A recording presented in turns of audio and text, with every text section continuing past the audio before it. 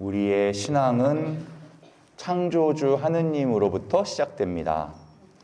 창세기 1장 1절부터 세상을 만드신 하느님에 대한 말씀이 바로 나오죠. 그것을 믿는 것이 신앙의 시작이기 때문입니다. 이것은 단순히 하느님께서 이 눈에 보이는 세상을 모두 다 만드셨다, 그것만을 가르쳐 주는 게 아니고요. 이 안에 들어있는 중요한 메시지 중에 하나는 존재하는 모든 것에는 하느님의 의도와 목적이 있다라는 거예요. 하느님이 목적 없이 의도 없이 그냥 만드신 것은 아무것도 없다. 인간을 하느님이 만드셨죠? 이건 무슨 의미냐? 인간을 지으신 의도와 목적이 있다는 뜻이에요. 하느님이 나를 창조하셨다. 이것을 주님께서는 나를 창조하신 의도와 목적이 있다라고 보는 거예요. 이것을 다른 말로 소명이라고 합니다. 그래서 우리는 모두 다 소명을 가지고 태어났어요. 이걸 믿는 것이 신앙이라는 거예요. 그래서 하느님을 믿게 되면은 우리의 시각이 바뀌게 되어 있습니다. 이전에는 내가 원하는 것을 마음껏 추구하는 것이, 그러다가 죽는 것이 인생이라고 생각했을지 모르지만, 인생에 있어서는 하느님이 나에게 허락하신 소명을 발견하고 그것을 이루는 것이로구나 라는 것을 깨닫게 되는 거예요. 내 생명을 통해서 하느님이 주신 소명이 있구나, 그것대로 사는 게 복된 인생이로구나, 그것을 깨닫는 것이 바로 믿음입니다. 그래서 돈 많이 벌고 높은 지위에 올라가고 건강하게 오래 살고 그런 인생이 아니라 소명을 다하는 인생이어야 한다. 나를 지어내신 목적을 알아야 한다.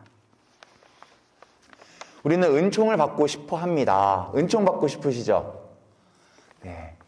성경에 말하는 은총과 은혜를 가만히 살펴보면 하느님께 쓰임을 받게 되는 게 은총이에요. 그 쓰임을 받게 되는 것 자체가 은총이라고 합니다. 우리가 생각하기에는 내가 원하는 것을 얻고 성취하고 싶은 것을 성취하는 것이라고 생각하기 쉽지만 성경이 말하는 최고의 은혜는 그게 아닌 거예요. 천사가 마리아에게 나타나서 말합니다. 은총이 가득하신 마리아여, 기뻐하여라. 뭐가 은총이냐? 이제 쓰임받게 되었다는 거예요. 보라, 이제 내가 잉태하여 아들을 낳을 터이니 그 이름을 예수라고 하여라. 마리아의 기도가 이루어진 게 아니에요. 오랫동안 원하던 바가 이루어진 게 아니라 하느님께 쓰임받는 은총이 내려졌다라는 거예요. 그것을 은총이라고 표현합니다. 그렇게 성경에 나오는 인물들을 보면 그들은 전부 다 쓰임을 받았어요. 소명을 감당했습니다. 예수님부터가 루카복음 19장을 보면 사람의 아들이 온 이유는 잃은 이들을 찾아 구원하러 온 것이다. 명확하게 하고 계시죠. 이유를 밝히고 계신 거예요. 사도 바오로를 봅시다. 사도행전 20장에는 내가 달릴 길을 다 달려 주 예수님께 받은 직무, 곧 하느님 은총의 복음을 증언하는 일을 다 마칠 수만 있다면 내 목숨이야 조금도 아깝지 않습니다. 내가 목숨을 바쳐가면서까지 이루어야 할 소명이 뭔지를 분명하게 알고 있는 거예요. 이렇게 성경에 나오는 인물들은 자기 소명을 알고 거기에 집중하게 됩니다. 티모테후서 2서 1장에는 이런 말씀이 있습니다. 하나님께서는 우리의 행실이 아니라 당신의 목적과 은총에 따라 우리를 구원하시고 거룩하게 살게 하시려고 우리를 부르셨습니다. 이 은총은 창조 이전에 그리스도 예수님 안에서 이미 우리에게 주신 것입니다. 우리의 어떤 잘난 행동 때문에 우리를 부르신 게 아니라요, 당신의 목적에 따라서 구원하시려고 거룩하게 살게 하시려고 부르셨대요. 내 뜻이 아니라. 우리를 부르신 소명의 근거가 오직 당신의 뜻이라는 겁니다. 그리고 이 소명이 언제 주어졌냐? 우리가 이 땅에 태어나기 훨씬 전부터, 창조되기 전부터 우리를 이미 아셨고 사랑하셨고 구원을 계획하셨대요. 나를 만드신 분이기 때문에 나보다 나를 더 잘하신대요. 그러면 우리가 어떤 인생을 살아갈 때 가장 행복할까? 이것을 주님은 다 이미 아시고 그것을 미리 계획해 놓으신 거예요. 그 뜻대로 우리가 살기만 하면 진정 행복한 인생이 될 수 있다. 이게 신앙이에요. 그런데 문제가 하나 있습니다. 그 뜻을 모른다는 데에 있어요.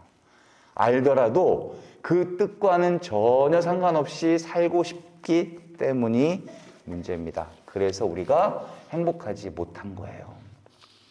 오늘 복음에 등장하는 세례자 요한은 그 자체가 소명의 사람이에요.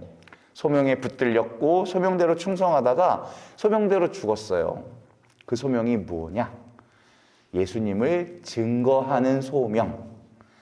하느님께서 보내신 사람이 있었는데 그의 이름은 요한이었다. 그는 증언하러 왔다.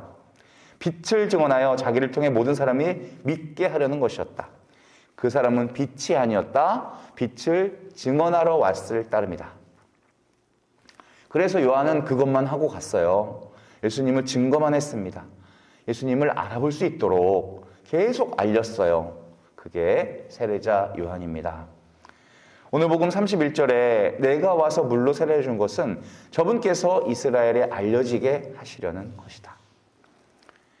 신앙의 사람은 소명을 아는 사람입니다. 신앙생활은 다른 것이 아니라 자기의 소명을 깨닫고 그것에 충성하는 삶입니다. 여기에서 한 가지 주의할 점이 있어요. 주님의 소명은 주님의 뜻대로 주어지기 때문에 내가 원하는 일이 아닐 수도 있다라는 거예요. 내가 좋아하는 일이 아닐 가능성이 대단히 크다. 이게 예가 될지 모르겠지만 노래를 아주 기가 막히게 못하는 음치가 있어요. 근데 이 사람이 노래하는 걸 너무 좋아하네. 난 노래하는 게 세상에서 제일 좋아. 가수가 꿈이야. 그러면 안 된다는 거예요. 내가 좋아하는 일이 내 소명이 아닐 수 있다는 것을 인정해야만 내 진짜 소명이 뭔지를 발견할 수가 있어요. 이게 참 어렵더라고요. 저도 제가 잘하는 일, 익숙한 일들이 있어요. 근데 이게 진짜 내 소명이 아닐 수도 있다는 거. 이거를 깨닫는데 굉장히 아프더라고요. 하나님은 우리의 강점뿐만 아니라 약점까지도 사용하셔서 당신 일을 성취하시기 때문입니다. 내게 주신 소명이 무엇인지를 명확하게 발견하고 그 소명을 이루는데 나의 한정된 시간, 나의 한정된 자원을 사용하고 집중하고 그 부르심에 따라 열매 맺는 사람이 된다면 그것보다 더 행복한 인생은 없을 겁니다. 부르심 받으셨으니 그 소명에 합당하게 살아가십시오. 그렇게 가장 충만한 인생을 살아가는 사람, 하느님 계획대로 그 소명을 이루어가는 멋진 삶을 살아보시기를 기도합니다. 아멘.